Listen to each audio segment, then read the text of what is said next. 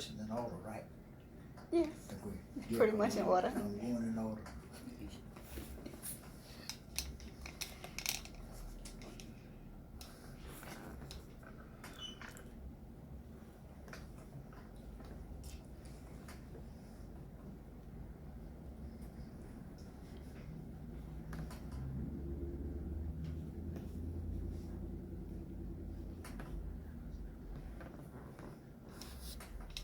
Your mama.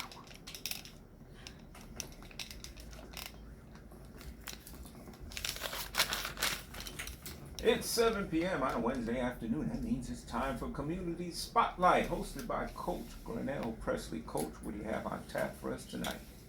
Thank you so very much, Dr. Anthony. I am Glenn Presley, host of Community Spotlight, and you listen to radio station WUAF 107.9 on your radio dial, the station that's heard around the world, small in size, big in spirit, Angel Radio Network. Community Spotlight is a call-in radio show. If you have questions or comments, we ask that you give us a call at 386-758-7625, 386-758-7625. Let me make this announcement at this time. Next Wednesday night at 7 o'clock, we will resume our candidates interviews, and on the docket will be Lake City Precinct 10 candidates. There are 3 candidates running in 10: Vanessa George, Eugene Jefferson, Clarence Tucker. So they will be on next Wednesday night. We ask you to listen in. Please tune in. Thank you so much. Dr. Anthony, we are pleased, proud, just happy to introduce our guest tonight. None other than Minister Yolanda Austin James. She comes to us by way of, I guess, Lake City and Jacksonville. But I won't try to introduce her. Let me ask her to tell us about herself. And before she does that, she has a guest, and we would want her to introduce the guest. So at this time, Minister James, the floor is yours. Well, thank you. Good evening, Mr. Presley. I want to thank God for giving me this opportunity to come out tonight and you inviting me. I have a mentor student, Amani Patterson from Jacksonville. She's in our P.O.O.F.F program, and P.O.O.F.F stands for Protect Our Future Families. As Mr. Presley said, my name is Minister Yolanda Austin James, and I'm originally born and raised here in Lake City, Florida. I graduated from Columbia High School. A lot of people know me as Yolanda Peterson. Some people call me Lil Mama. I went to FAM, came back, did a few classes at Lake City Community College, and went to Jacksonville, and that's where I reside now. I have, like I said, my mentor student, Amani Patterson, that's with me. I'll let her tell a little bit about herself. I am a business owner, and I have a nonprofit that we call Martin's Voice, EAF P.O.O.F.F. So, Miss Patterson.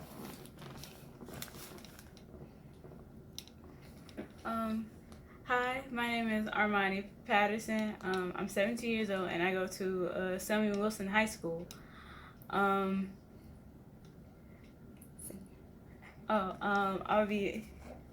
also a senior, and I will be graduating in 2019. And I'm also a part of the P.O.O.F.F program. P.O.O.F.F stands for Protect Our Future Families. So,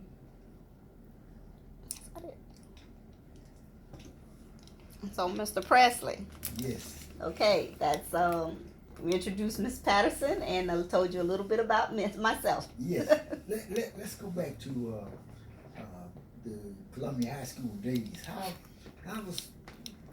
Tell us a little bit about your tenure at Columbia High. Was it pleasant? Were you well adapted to the surroundings? Just to talk about that for us, just briefly, please. At Columbia High School, it was fairly pleasant. The Columbia, the school basically helped me stay focused and helped me stay grounded because of the fact that by you coaching me with basketball and Coach Anders with table tennis and softball, it kept me busy, and the only way I could play was to keep my grades up, and so basically Columbia High was it was really good. Like I said, I spent most of my time with sports, and it kept me focused. So I had a pretty good year, years there. I know some students that didn't, and but with me it was pretty good. Yes, I'm always pleased to talk to students or people who have graduated from the Columbia School District, and most of those people a lot of them that I talk to, they make a difference in the lives of people, and I'm sure certainly you make a difference. I've heard a lot about you, what you do for children, and it's just it's beautiful when you hear that type of talk about individuals, and you fit that category. Again, thank you so much, and I'm just I get a pat on the back when you say CHS.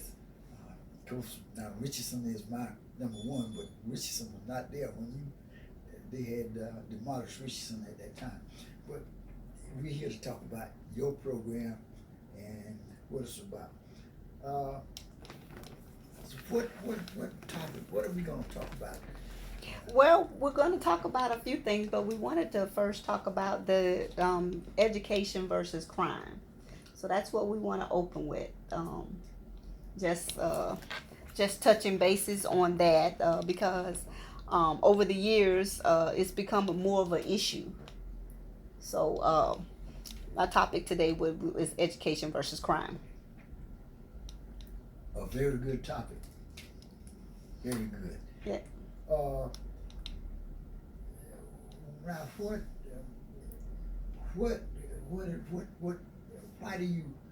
why is it necessary to talk about education versus crime? Well, one of the things and why I have my teen mentor with me today, I'm gonna kind of yield the floor to her because of the fact that I've been speaking with teens in Jacksonville and all over, and it has come to my attention that things that we deal with when we were younger, they're dealing with different things as they're going through school. We got teen shootings, we got teens getting shot, and they have to deal with that. So I'm gonna yield the floor to Miss Patterson for her to give a brief or description of what it's like to be a teen today, and then with education, because they were saying that one program that we had, that education really doesn't keep up with the teens in society today. Ms. Patterson.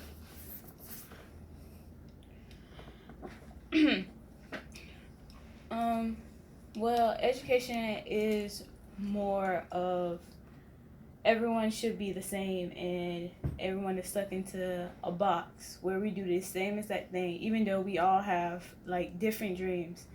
The education system is basically built around worker type of system where they educate us on the basic things and stuff that they think we need in life, and then they let us go into college, but they leave out most of the important stuff in life, like doing insurance or budgeting or knowing how to do our taxes. and they just send us off to college, and they just think that when we like when we get into college, it's supposed to be us that comes up with these things, even if there's no one in our lives to teach us that. Okay, and one of the things also that we talked about and that we touched bases on with education versus crime, that not only do they put kids in a box. When I was in school, we had workshops. We had different programs that the kids could do. Like we had auto mechanics. You know, for the ones that really wasn't that intelligent, but they were hands-on type people, you know, kids or whatever. Then we had economics. We had all these different programs, but now the school system, they cut them. So how are the kids that aren't as smart, you know, how are they, you know, then they're shy, you know, or you know, different things that we have that we used to have. We need to find a way, because then we get into the kids that try to conceal, you know, that they are a certain way, and then that's how we get into these school shootings, because they're basically living two lives. So you know, we came up with, one time we were talking about they're hypocrites because they show two faces. They show the face of a mild mannered type child, but then on the inside they're dying because they're trying to give off an image. And then we have bullying, you know, and different things. So education and crime, it all goes around in a circle. So how do we educate our children, you know, to keep them from committing a crime, or how do we educate our kids that they can actually get help before they do commit a crime? So you know, so that's how we came up with the topic education versus crime. So because it's a big issue that's going around and we can't close our eyes to it. We can't not deal with it because it's a big issue. Sure, sure. One thing that touched me as you all talked, you talked about the auto mechanics. They had vocational courses Yes. during the time you were in school. Right. And you indicated that sometimes a person has a built-in stance about I want to be I want to be a mechanic. Mm-hmm. I want to be a welder. Mm-hmm. And you know the odd thing about that, many times those top-notch mechanics or welders, they make more than the public school teacher. True. And there was a situation at the community college here in Lake City where this fellow went into welding. They, a firm hired him before he finished the class, Right. welding class. He ended up making some $80,000. That's quite a bit of money in my eyesight for little old me. Correct. I taught 40 years. I never reached that plateau. Correct. So because a person is a welder, a block layer, brick layer, whatever, does not mean his financial plight is at the bottom. Correct. Because if you're top notch in that job, the money follows the top person. Correct. So you raise a good issue there about that. And you said also that everybody's not cut out to be a college student. Correct. And it makes a big difference if a child can find what he or she is destined to do throughout life. Correct. So many times I've seen children who didn't find their thing. Right. Until late. And many times, if you don't find it early, you miss out. That is true. I looked at, we have a grandson who is a violinist. He does a super job. As matter of fact, he's at a camp now in at FSU, and I think on Friday he will be the concert master. Okay. And you got to be at the top of the room. Correct. Be the concert master. Correct. But it was about he followed his cousin who was played violin in high school. Correct. And he just said, I want to play violin. And nobody had an idea that he had that kind of type of talent. He was smart. We knew he was smart. So, you know, you got to find that your whatever it is that's going to make you successful. Everybody has Correct. some talent. Correct. And many times we don't find the talent. But when they find it, you can always bet that person's gonna go to the top. You seem to have a passion for what you do. Can you talk about your passion? What is your passion? My passion has always been youth and seniors. Even when I was young, the kids used to follow me home from school, and my classmates, their siblings, I taught to ride bicycles, tie their shoes while they were going on dates and different things. So it's always been, my passion has always been youth and seniors.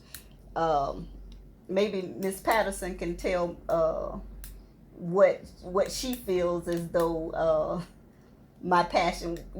I think she kind of knows me a little bit. So tell me your opinion. When you're around me, what do you think of me? Oh boy. Tell the truth. Tell the truth. The truth, or the truth? Truth. Okay. Truth. My mentor is crazy. But she's a good kind of crazy. She's the person you can really trust and depend on at first sight. She's very helpful and very giving. Very giving. Very, very giving. And it's just, she has that, when you're around her, it's just you can't help but smile, and you can't help but like talk to her. And she's a really fun person to be around. And like she said, I feel like that attracts youth because it attracts me and my friends. When I first introduced her to my friends, they just start calling her auntie like I do. And it's just, she has this aura around her that makes you just want to be around her. Oh my gosh, you're gonna make me cry. I'm gonna cry. You know, you did a super job. You know, and I know she feels proud that you said that. You know. I'm crying.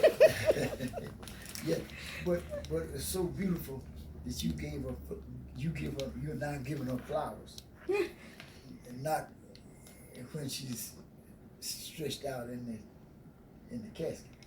And you know, but it's a beautiful thing when you find your niche in life, and evidently you found your niche, Minister James, and I'm just happy for you, proud for you, and I'm so proud that your sister spoke beautifully about you.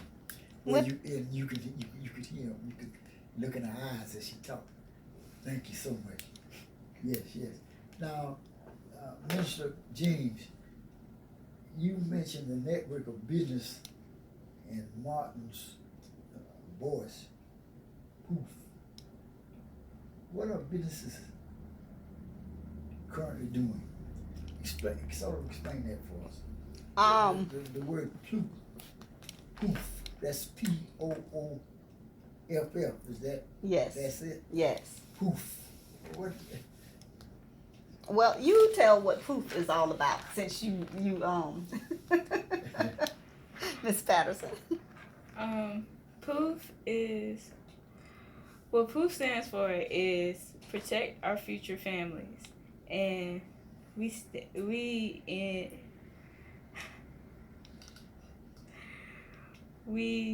stand with integrity We encourage success, and we look towards the future, and Promote talent. we promote talent.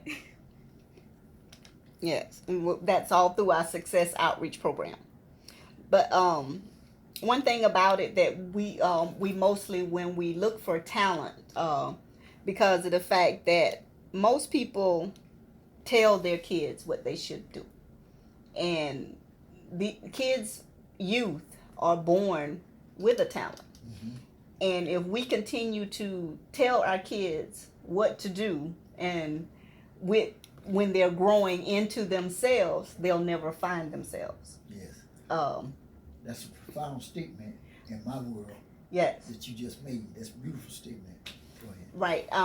I was told to go to school to be a nurse, and I wanted to be a pilot in the Air Force because I was so spellbound with the Blue Angels. And I went and took the test, made scores high enough to go into the Air Force to be a pilot. But it didn't work out that way. I never got sworn in because my great aunt, she got sick. So I left FAMU, came home, went to college at Lake City Community College for a while. And then she got sicker and I ended up going to Jacksonville.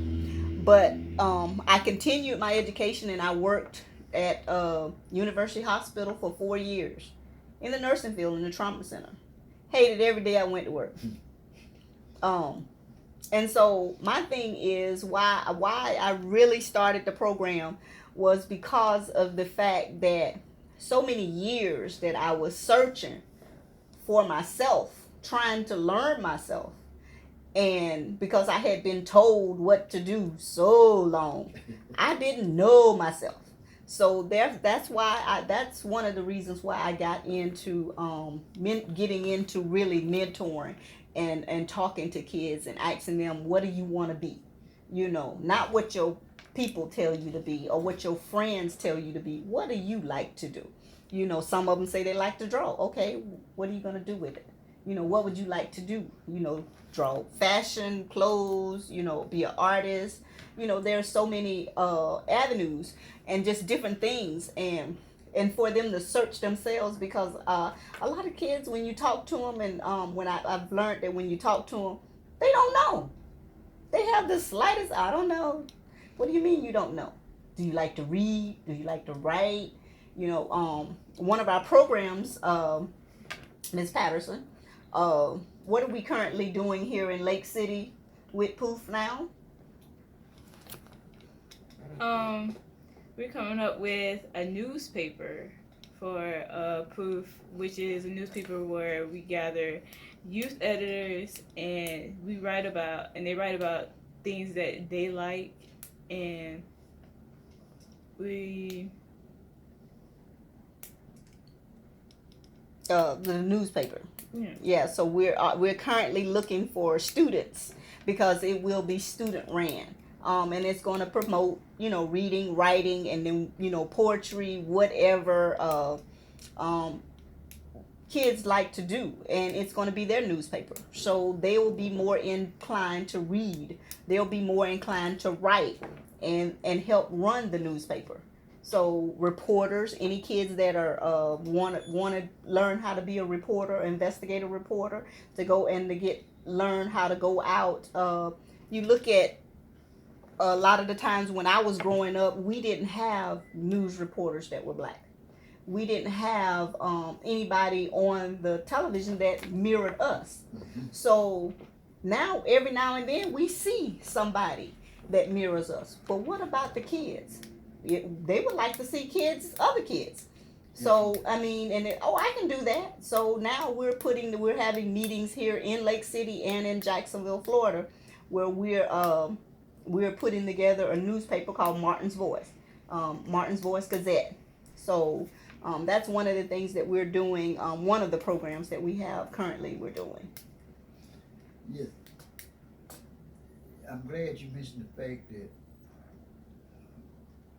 you're trying to find out from the child, the student, what he or she wants to do, not what mom, dad, or friends, or whoever want that person to do. And I've looked at many families and coming up and they tell the youngster, I want you to be whatever. And you keep putting that in the child's head. After a while, the child said, well, I got a satisfied mom, I got a satisfied dad. Correct. But in your case, you mentioned your case, you want to be the pilot. Mm-hmm. But your parents, whoever, friends, wanted you to be a nurse. Mm-hmm. Correct. And that's torment. You didn't say it like that, but you say you It is. It is sort of. You Yeah. just get, it's upsetting when you can't do those things that you want to do. Many times, what you want to do, that's that God-given talent. Correct. And if you don't get a chance to do it, then that a lot of times that person is not as successful as he or she would be if she followed the talent that he or she had. Right. That's like with me going to FAM. And then when my daughter got ready to graduate, she wanted to go to Bethune. So everybody was like, how'd you go to FAM? And then you're going to let her go to Bethune? Well, guess what? You got the wrong person, because if I send her to FAM, she might not do as well. She wants to go to Bethune. She don't have no excuse to do her best. She graduated the top 1% of her class. Beautiful. So I'm like, I'm happy. Yes. She has her master's. She's going back to get her doctorate. Beautiful. So, and she's 6 months away from getting that. So I'm like, I'm happy but it might not have been that same story if she'd have went to FAM. Right. I'm happy for you. Because you a BCU, a BCC. Yes. That's all right. Yes. Rattler till I die. I won't hold that against you. That's all right. I'm splitting the fence because I have to love BCU because she went there. Yes. And you upsetting a lot of those rattlers. Hey, I'm always a rattler, but hey. It's always good. Yeah. Yes. We still a family, educated Yes. family. Yes. It's only when we separate a little bit, but after so then we come back together. Yes. Most definitely. Yes. Now, if I say Martin's voice, what am I talking about? Well, it's mentored after Dr. Martin Luther King. That's where we get the talent, integrity, and success in the future. It's mentored. The whole programs are all mentored around him. As far as freedom of speech, we have our Enough is Enough program, and we're trying to educate our youth on all of the HBCU colleges. I had someone doing research the other day, because how many colleges did you find out that there were HBCUs that you were surprised about? There are a total of 104 HBCUs. And she did not know that. I didn't know that. What was that number again? 104. 104. I had no idea. I knew there were a lot of them out there, but I didn't know they had that many. Well, we're coming out. We have a T-shirt that we are currently doing a fundraiser to fund our Martin's Voice for our newspaper, and we have all of the colleges on there to support. Beautiful thing. That's beautiful. We as African Americans need to read a little bit more. Yes. And we need to read the books. Don't look at me like that. What are you talking about? Yeah, we have a youngster here, and she's looking at me kind of strange when I say read more. But reading it broadens the mind. Right. It makes a person more knowledgeable. And the more knowledge you have, the better, the higher you go up the ladder. Right. Yeah. But anyway, Martin's Voice, we're talking about that's a program that's patterned after the iconic Dr. Martin Luther King, right? Correct. Very good, very good. Now, tell us again, poof. That means what? I know you said it before, but I gotta get that. I'm on it. It stands for protect our future families. Very good. Protect our Future family. Good. Can you tell us how many young people that you have that you come in contact with that has feelings about society and the promotion of hypocrites? And other hypocrites, you talked a little bit about it earlier, hypocrite. You mentioned the word hypocrite. Yes. Talk about that for me, please. Ms. Patterson, you since you were one of my guests when we had the title of hypocrites, tell a little bit about what you and the other teens with the guests that came on, what y'all came up with hypocrites, and then I'll come up behind you with some other stuff. We felt that society is that they promote hypocrites through some adults telling kids, like for example, some adults telling kids not to lie and then coming back and lying to the kids about something, or kids hiding behind like a face or a mask when they're feeling like sad and depressed inside, and they're hiding that because they're trying to hold up an expectation in this society. Okay. Yeah, those were some topics that we came up with because when speaking with the youth, people say that youth don't have any respect for our adults. Well, it's because from talking with them, now this is my opinion, that a lot of them don't. Some kids don't have respect for them just because it doesn't have anything to do with anything. But the majority of them, they are losing respect because of the fact that they see that everybody has different rules. You know, they have, as far as different races. You know, the judge and everybody, they rule against a black person and a white person. They commit the same crime, but then the black person gets a stiffer penalty than the white person.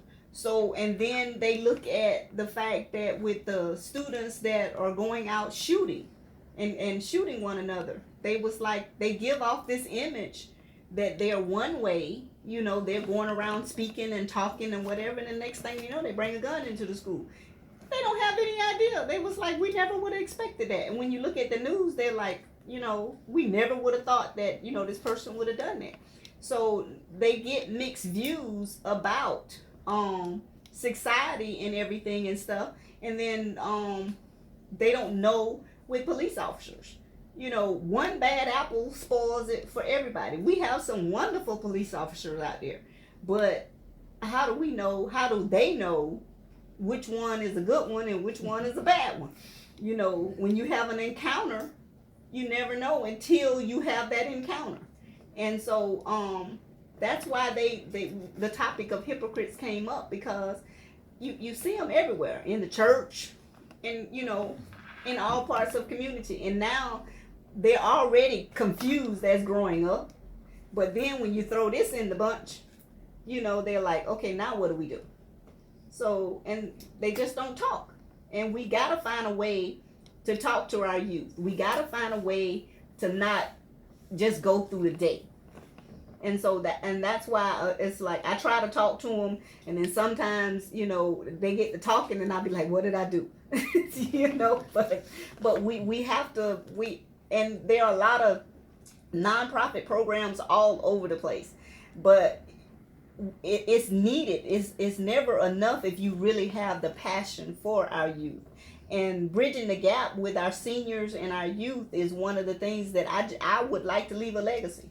You know, to be able to bridge the gap between our seniors and our youth, to have to bring back the respect that we used to have, because I used to spend all my time around seniors, listen to stories, you know, them talk about the old days, you know, or, you know, things that happened, you know, just sitting at the foot of a person, just talking, you know, just listening, you know, to different things and trying to tell me how to not fall into pitfalls in life and stuff. And, you know, we just don't have that. It used to be a community. It took a community to raise a family. Well, it still does. But you can't say nothing to nobody walking down the street now. Yeah. Let me announce it to our listeners. We have two guests with us today. We have Minister Yolanda Austin James, and we have a 17-year-old senior,